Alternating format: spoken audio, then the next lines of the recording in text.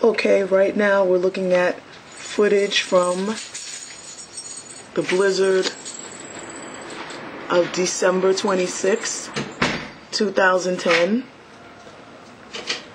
This is the view from my apartment window.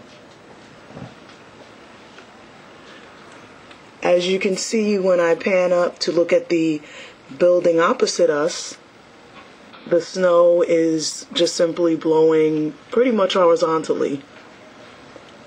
There is no one outside for obvious reasons, I'm happy to say, actually.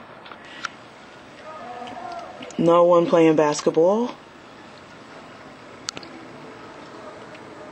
And I cannot even see anything close to Yankee Stadium, which would be this area, because there's so much snow blowing around. Anyway, that's that. 2011, here we come.